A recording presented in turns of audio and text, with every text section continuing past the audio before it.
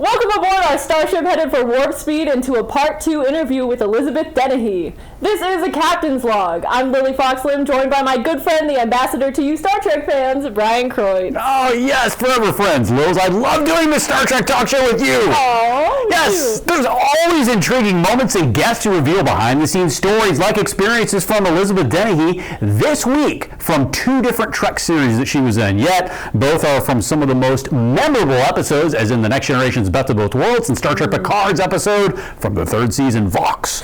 So, set your phasers to fun! Well, BK, they should also set the phasers to stun. Oh. Trekkies, you're about to be stunned by what Elizabeth Dennehy's stories have to reveal in part 2 of our interview.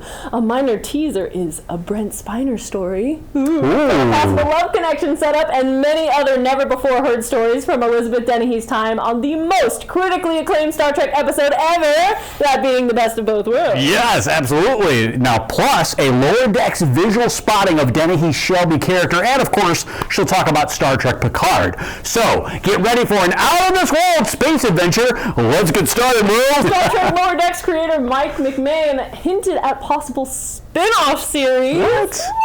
That's awesome. Are you kidding me? You can't be serious. Wait, this is real. This Star Trek and this one is not serious. But heed my words, BK. Oh. This is no rumor. These are McMahon's words of wisdom setting up Star Trek Lower Decks in the future. I can see that. Season 5 is indeed headed down a long road of finality. It actually sounded like a Shatner. That's good. Yep, that's good. Okay, thank you. We do know Lower Decks in some form has a future with some continuation of the characters. Yes, right? absolutely. Because we've seen Borms and Mariner in real life. We have, absolutely. We have. We've seen them in real life because this person, Lo-Fi, that is talking about it in an article, we've heard it from not the horse's mouth, but McMahon's mouth, right? We've heard it from Mike McMahon's mouth twice now that he's setting up a spin-off series for Star Trek Lower Decks. Yeah. Are you kidding me? This is awesome. You get better than that, McMahon. Absolutely. Yes, prepare to engage with us as we boldly go. But first, I gotta test this Klingon Disruptor pistol and Bajoran phaser. Oh, wait a minute. What? You were adjusting the Federation phaser last episode. Why these phasers? Oh, what? Why do you have the Klingon Disruptor? Federation, here, can you hold this for a second? Sure. Federation ambassadors, myself included, we have to ensure our allies are also equipped with Oh, my God! Oh, no. Sick bay, let's report to Deck 6. We have a medical emergency. I'll be back. Well, the energy and chemistry between co-hosts can really set the tone for the show. I mean, BK, you make us, as a duo, look like we're prepared for hand-to-hand phaser fights on the... Yeah, we look really prepared.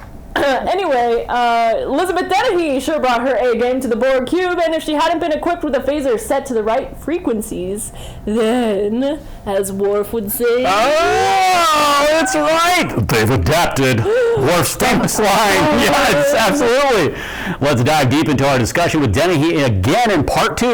A captain's log with special guest Elizabeth Dennehy returns in a moment. 2200 hours and 12 minutes. The Lala reported contact with an alien vessel described as cube-shaped. We're coming with every available starship to assist, Captain. But the closest help is 6 days away.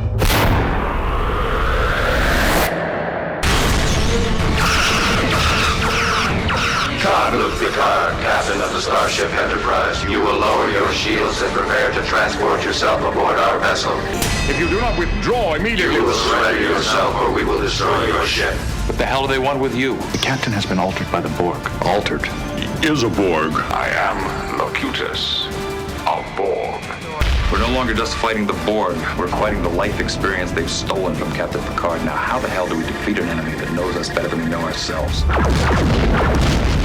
We will proceed to Earth, and if you attempt to intervene, we will destroy you. Then take your best shot, Locutus, because we are about to intervene. Mr. Worf, fire.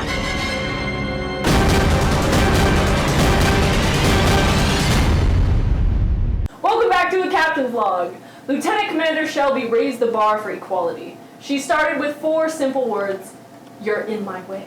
When talking to Commander Riker on the Enterprise D, Picard's number 1, the poker shark, trombone-playing Riker, wasn't ready to depart, leading to a not-so-subtle rivalry developing between him and Elizabeth Dennehy's Shelby. Okay, his butt's okay. It is? Yes, actually, it was What that about one. the hole? Yeah, the hole, I don't know. That's going to be an engineering crew that's going to have to fix it. Yeah. But the captain did have some pretty harsh words, a few bleeps and beeps in there, I think. Yeah. I'm sure I'll be hearing about it later. Yeah, I hope I didn't get you in trouble. A lot. Sorry. Yeah, Sorry. It's gonna. Okay. Now, I agree with what you're saying about Elizabeth Dennehy's character, Shelby, because Riker strikes at Shelby. He says, "I'll snap you back so hard you'll think that you are a first-year cadet again."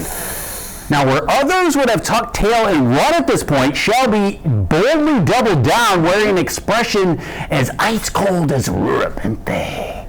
Shelby peers through Riker as, "You put it, Lils," she declares. "You're in my way."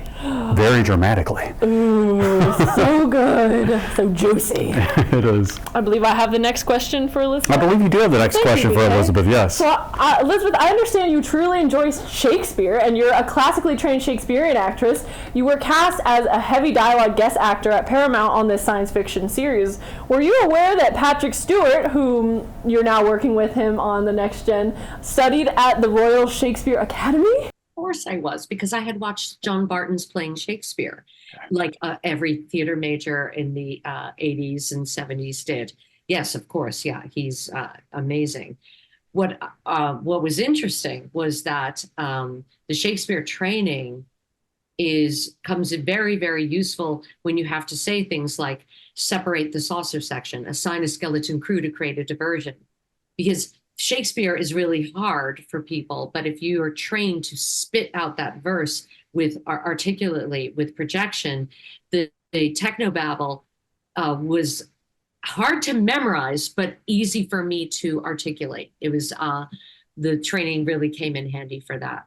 Now, Elizabeth, you're playing a very strong, memorable character who's challenged Riker for his job in a way. What did you see in Shelby as a character, and how did you research this for the role to bring it to the Paramount sound stages? How do you research for something without a computer, without Wi-Fi, without the internet? Right. And it's in the future. Mm-hmm. It's set in the future.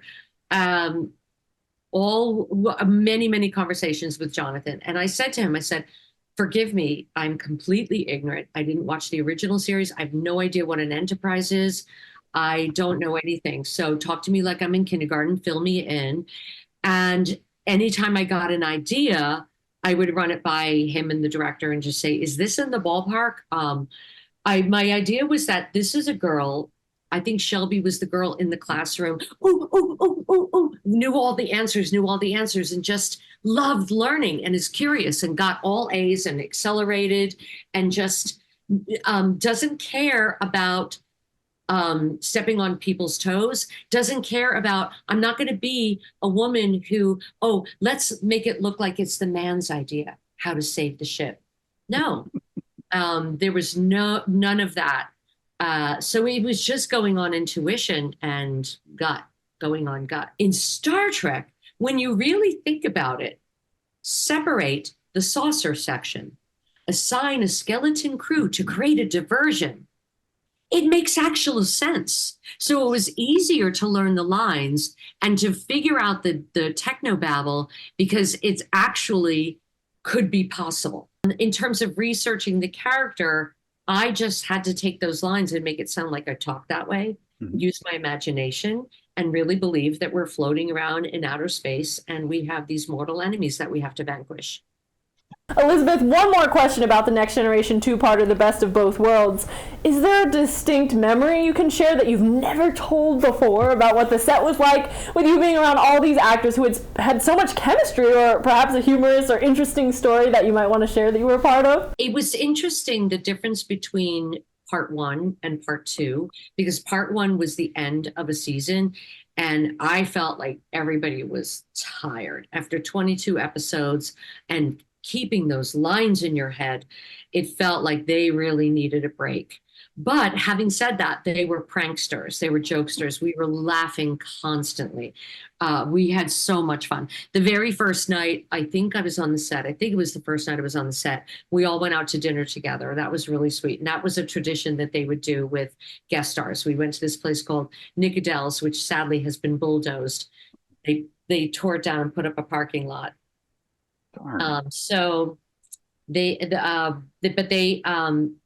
I remember them being really funny. And I remember Patrick Stewart was really kind of annoying a little bit because he kept saying, I think that Brent and Elizabeth should go on holiday together. He was trying to fix me and Brent up. And Brent is like really, really shy. So he never spoke to me again for the rest of the shoot. I see him from time to time and he's lovely.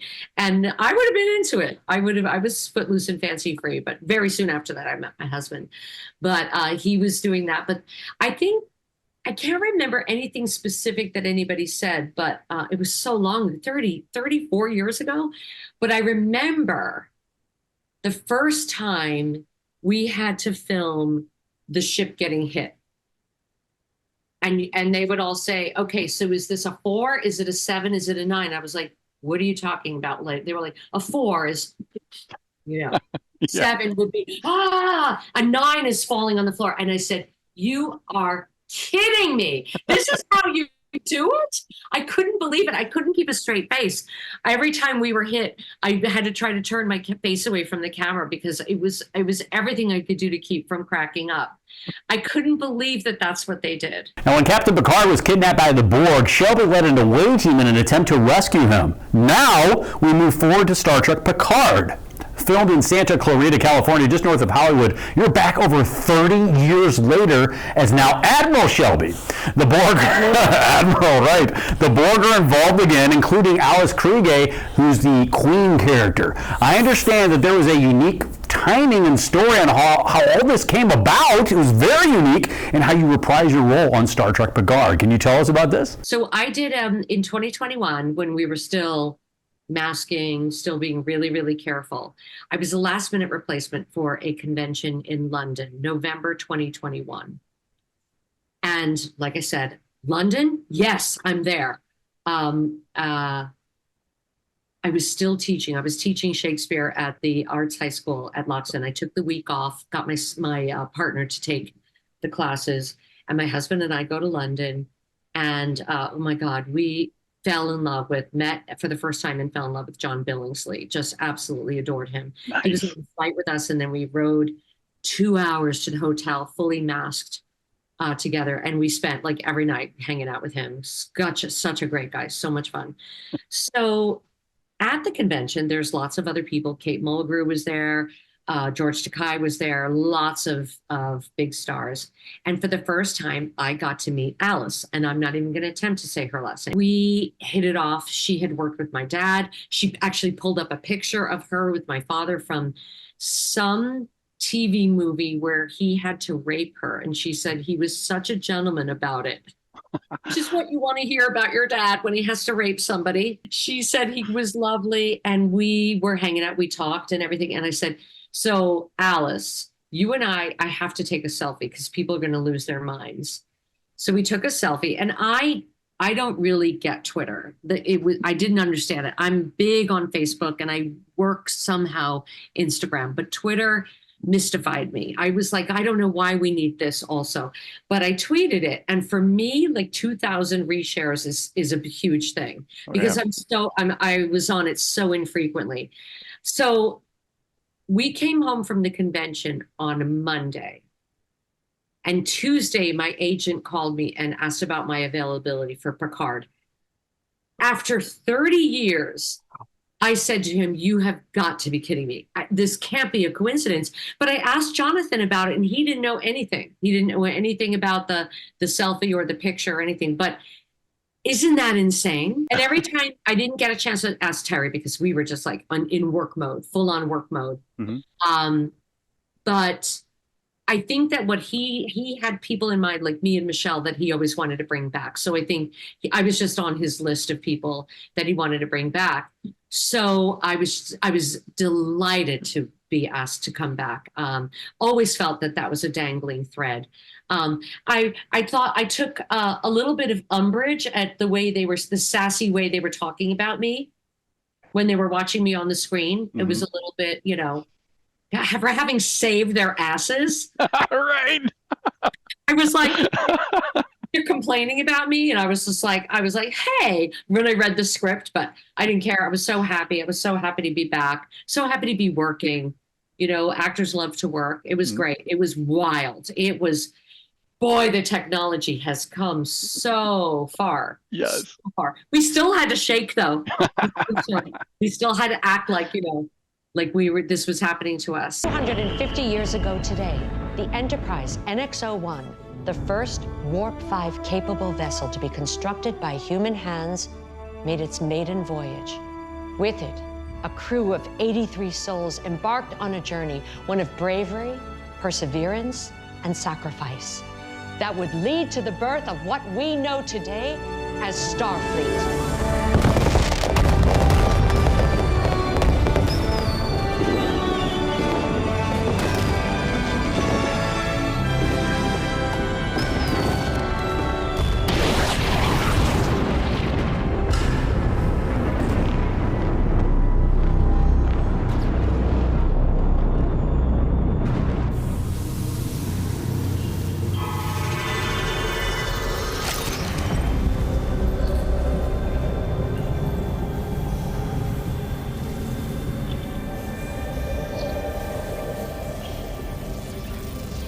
Welcome home,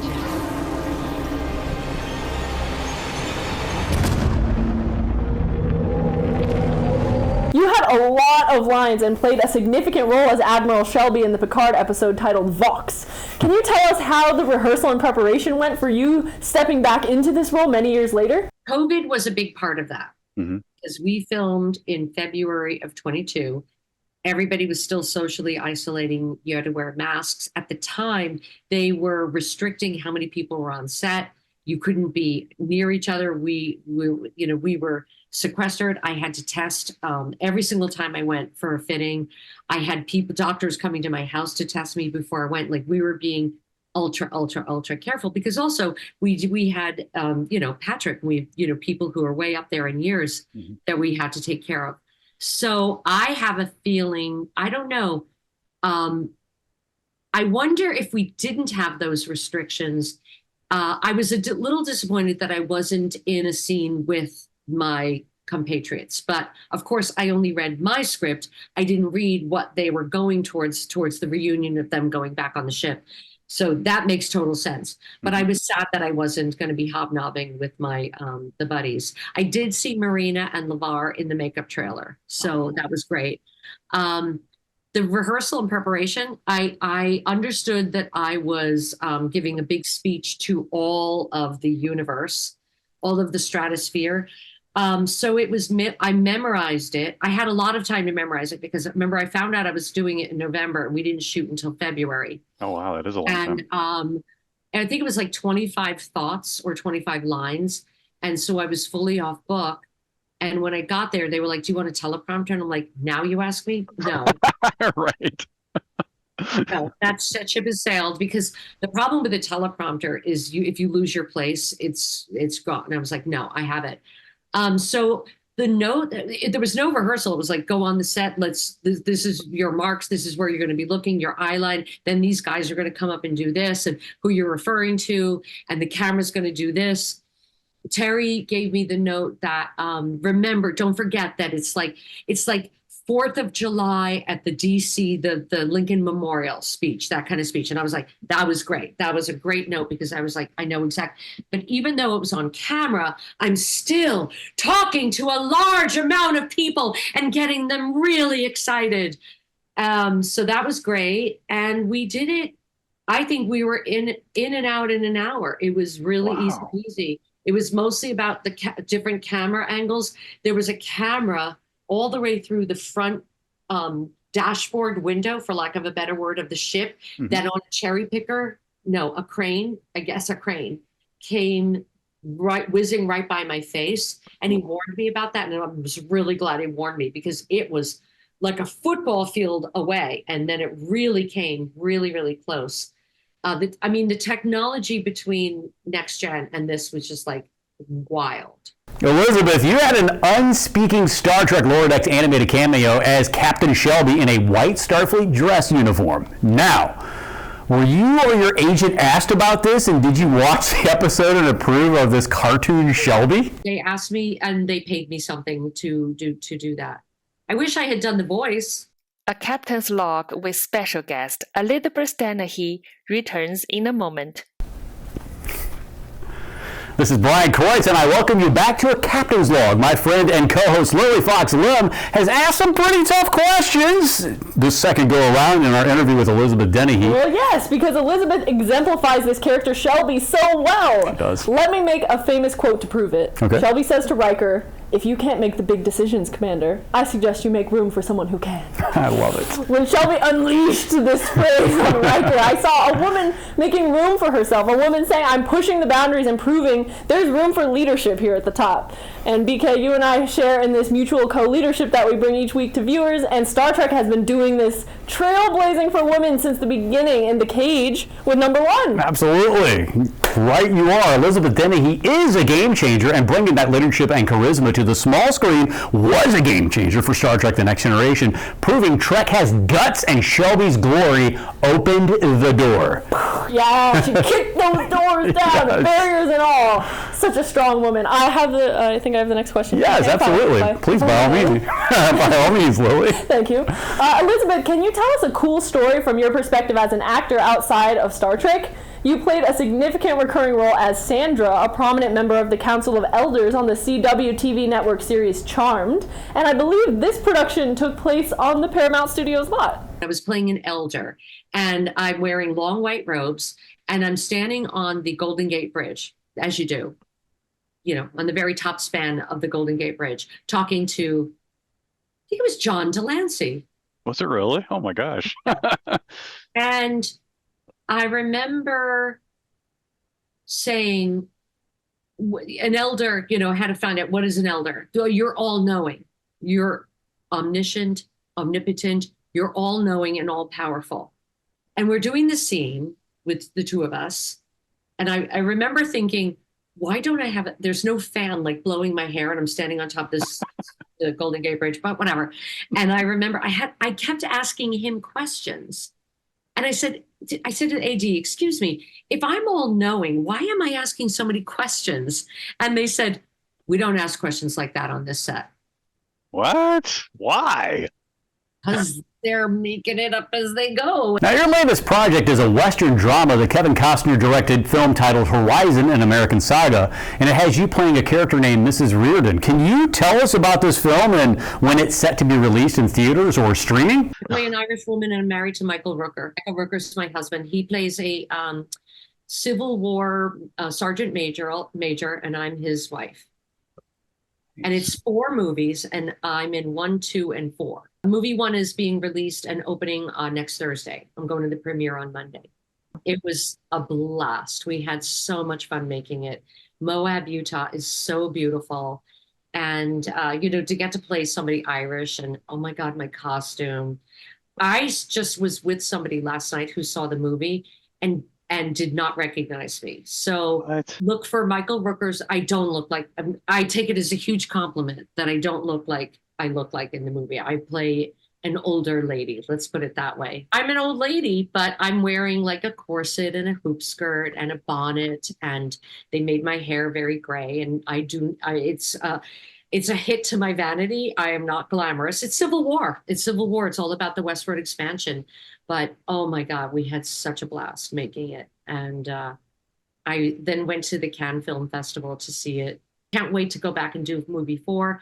Did movie 1 and movie 2, and they're shooting movie 3 in August. And then eventually someday I'll go back and do movie 4. Makes me very happy. Elizabeth, you're a mother. You love to travel and teach acting students from time to time. How is life these days? And can you tell us your Instagram handle or a way that Trekkies can follow you on social media? My Instagram account disappeared, got deleted for some reason. So I had to start a new one. And it's a pain because I lost like all my contacts and friends. But it's Instagram is ELIZA _BETHDENNEHY. Life is great right now, right? We're going to the Horizon premiere on Monday. I can't wait to see all of my buds, see everybody again. And we have family coming in from Ireland Tuesday, and we're taking to Disneyland and Yosemite. And then in August, we're going back to the UK. My husband's mother is 98. We're going back there to see her and go to the Edinburgh Festival and then go back to London. I can't get enough of London. We were just there for all of May. Saw Ian McKellen do Falstaff in both parts of Henry IV twice. I saw it twice. That's how hardcore a Shakespeare nut I am. Elizabeth, this has been such a pleasure getting to know you and listening to your powerful, eventful past, present, and future on the horizon. Thank you for being with Lily and I on a Captain's Log. I had a blast on the Captain's Log. Elizabeth Dennehy and the cast of Star Trek The Next Generation did not know how the Best of Both Worlds two-parter would end as they filmed the first episode, bridging The Next Generation's third and fourth seasons. However, BK and I can tell you that this is the end of our two-parter with the talented Elizabeth Dennehy. Absolutely. Commander Lily Fox Lynn. A Klingon Disruptor room explanation. Report to sickbay. Be right there, Captain. You caused this. Phaser, fire the phaser. Wait, what? Hello, happy. Bye for now. My old friend, I'm glad you've manifested yourself into a human I can depend on to bring me happy.